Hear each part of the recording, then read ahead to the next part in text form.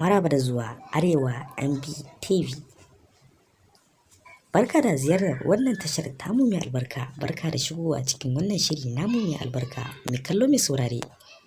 Wannan fitaccen jarumi wato Kawu Dan Sarki. Tabbas Kawu Dan Sarki ya shirya wa masoyansa ƙayatattun waƙoƙi, zafafan waƙoƙi wanda su ƙayatar da masoya da yawa daban-daban da dama.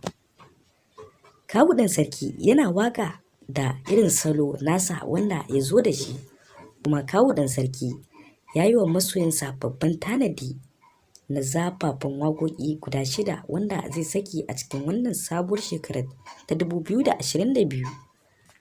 Mai kallo mai saurare kan kai gaba ka ji labari sahihi cikakke a cikin wannan tashar tamu mai albarka.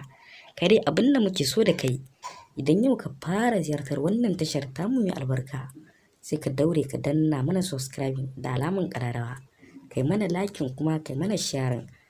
Hakan ne kaɗai yake ba mu ƙarfin gwiwar kawo muku shirye-shiryenmu zafafa na duniya da sauransu da labaran kanun taka.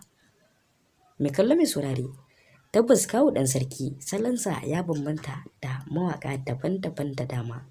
Salon Kawu Dan Sarki kuma yana tafiya daidai da zamani, kuma salon Kawu Dan Sarki yana tafiya yadda ake so.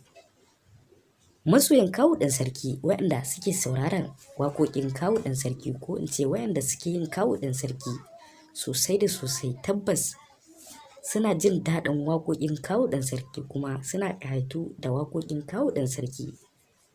Yanayin irin kiɗan da Kawu Dan Sarki yake bugawa waƙoƙinsa kuma da yanayin irin salon da Kawu Dan Sarki yake yi a waƙa, hakan ne ya sa masoya da yawa da dama suke ƙayatu da irin waƙoƙin Kawu Dan Sarki.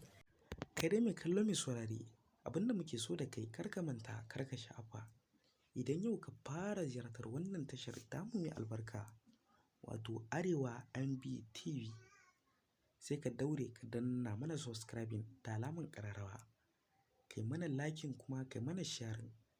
Hakan ne ke ba mu ƙarfin gwiwar kawo muku zafafan shirye-shiryenmu da ƙayatattun ayyukanmu na masana'antar Kannywood da labaran manya-manyan jarumai a duniya da sauransu. A nan muka zo da ƙarshen wannan shiri namu mai albarka. A nan muka zo da ƙarshen wannan labari namu mai albarka. Mun gode, wassalam.